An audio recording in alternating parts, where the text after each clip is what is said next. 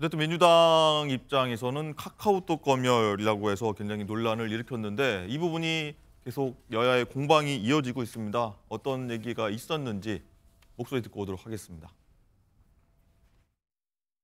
내가 말하는 건 모두 진실인데 남이 말하고 퍼뜨리면 모두 가짜 뉴스라고 합니다.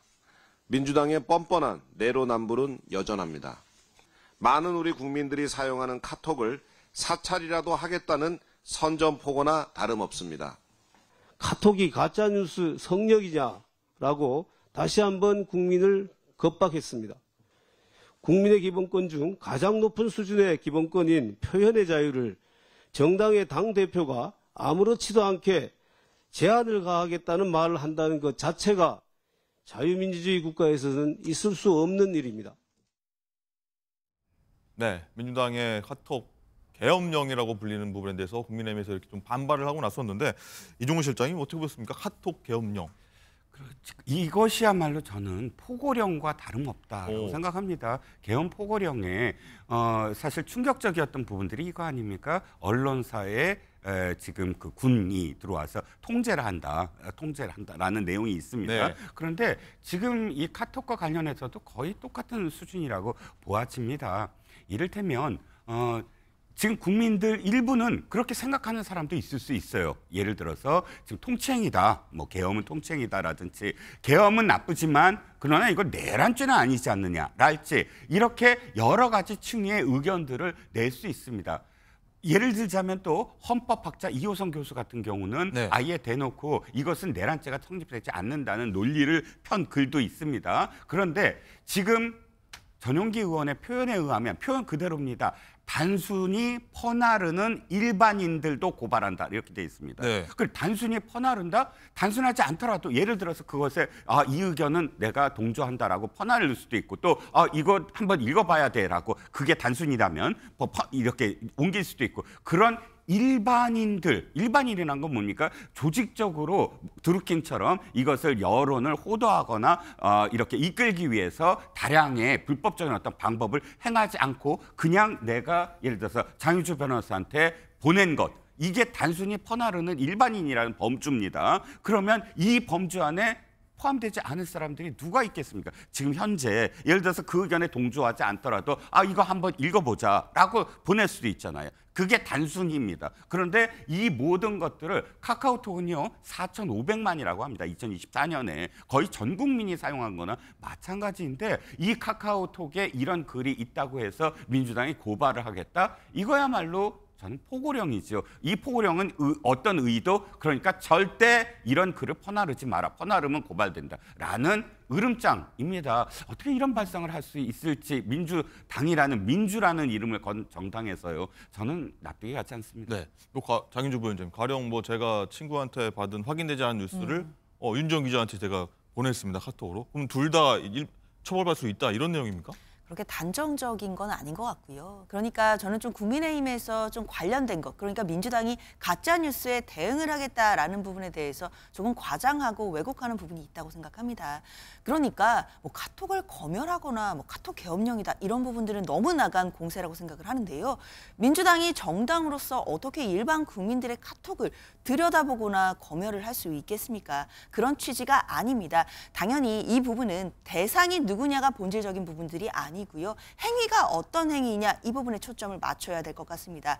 결국 가짜뉴스를 악의적으로 그리고 조직적으로 만들어내거나 배포할 경우에는 가짜뉴스에 대해서 법적으로 대응해야 된다라는 차원에서 관련된 논의가 시작된 것이라고 봐야 될 것 같고 이런 부분에 대해서는 사실 윤석열 대통령도 가짜뉴스에 대해서는 그동안 엄정하게 대처해야 된다라는 기조를 유지해 오지 않았었습니까? 이 부분에 대해서만큼은 뭐 여야 할 것 없이 또 진영을 떠나서 가짜뉴스라는 부분 자체가 또 정치권에 또 민주주의에 해악이 된다라는 문제의식은 분명히 있는 것이고 네. 분명한 가짜뉴스에 대해서 악의적으로 유포하고 배포하는 경우에는 법적 대응도 고려해 보겠다라는 것이지 무조건적으로 일반인들의 뭐 입을 틀어막기 위한 것이다라고 보는 것은 저는 정치 공세에 불과하다고 생각합니다. 일반인은 아니다라고 수정하는 게 맞겠다라고 보시는 시각이십니까? 네, 그렇습니다. 알겠습니다. 자, 이 와중에 또 민주당이 운영하는 민주파출소라는 것이 있는데 윤 기자, 이게 경찰에 또 고발이 됐다고요? 네, 민주파출소는 이 민주당에서 운영하는 허위 조작 정보 신고 홈페이지입니다. 그런데 어제 한 시민단체가 이 국민신문고를 통해서 민주파출소를 고발하는 내용의 진정을 접수했다고 밝혔는데요.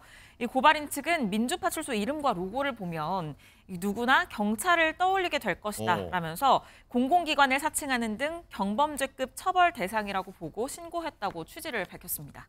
네. 자, 국민의힘에서는 또 이재명 대표를 공무원 사칭죄로 고발 예정이라고요?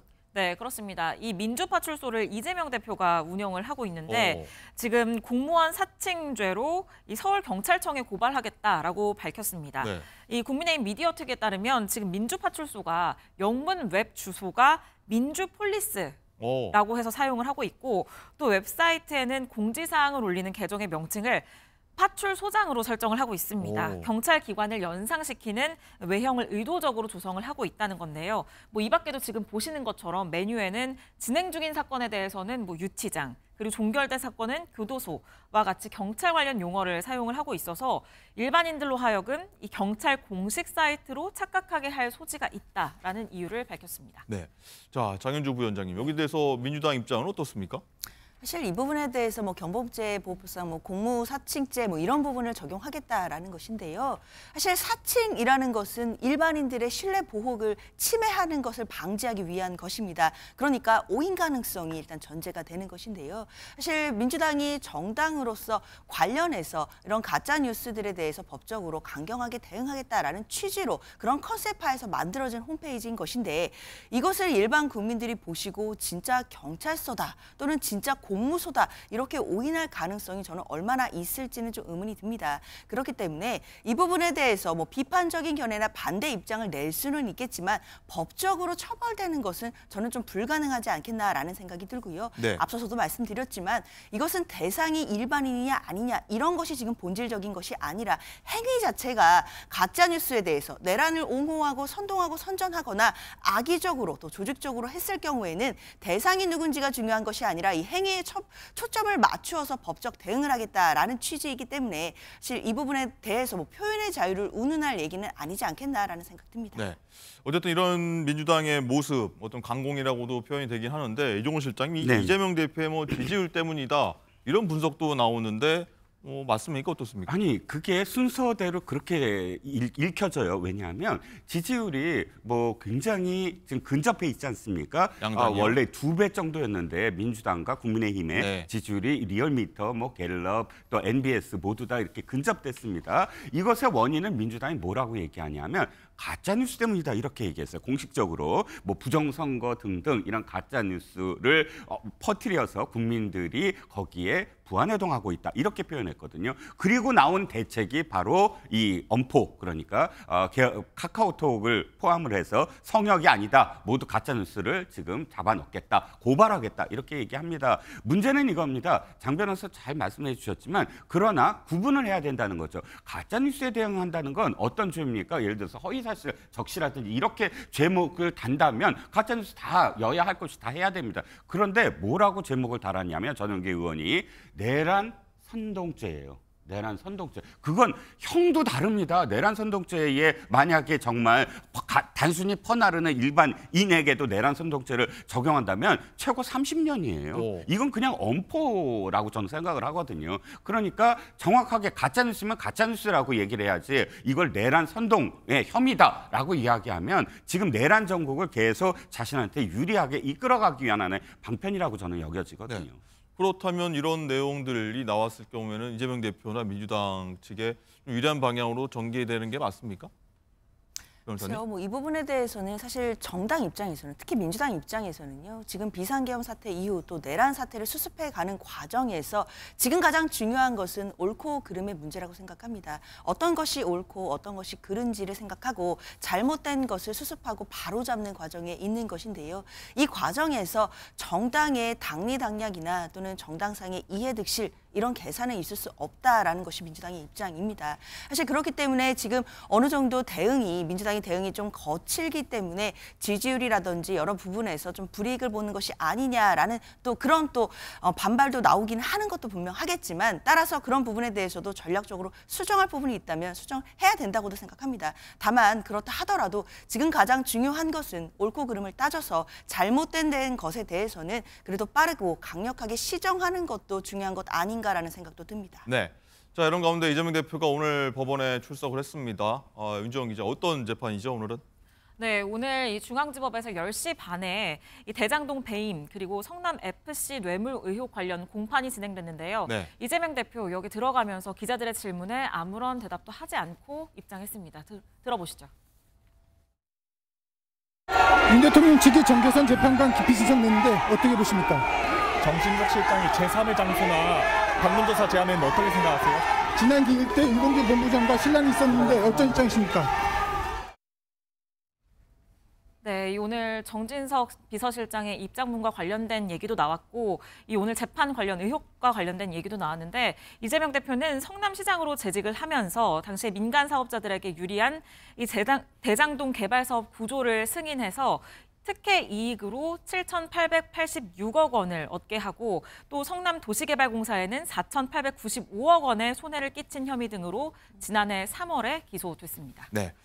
자, 윤 대통령 탄핵 심판 얘기 마지막으로 해볼 텐데 오늘 첫 변론 교일인데 윤 대통령 측에서 일단 불출석 의사를 밝혔고요. 자, 마지막으로 한번 여쭤볼 텐데 이종훈 실장님, 일단은 윤 대통령 측이 공정한 심판을 일단 기대하기 어렵다는 이유를 들어서 정계선 헌법재판관에서 기피 신청을 냈거든요. 이게 의도적인 재판 지연 전략 아니냐 이런 얘기 나옵니다.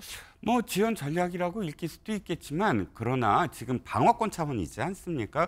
대통령은 어찌됐든 헌재에서 자신의 어떤 그 방어를 해야만 하고 그러다 보니까 정계선 이번 신임 헌법재판관과 관련돼서 관계인 그러니까 남편이 소속돼 있는 재단의 지금 그 대표가 지금 소추인의 변호사로 있으므로 이건 부적격하다라고 지금 기피 신청을 냈는데 일단 뭐 판단을 받아봐야 된다라고 생각을 하고 또 그것도 저는 대통령의 방어권의 자연인 대통령으로서의 방어권의 일종이다라고 생각을 합니다. 알겠습니다.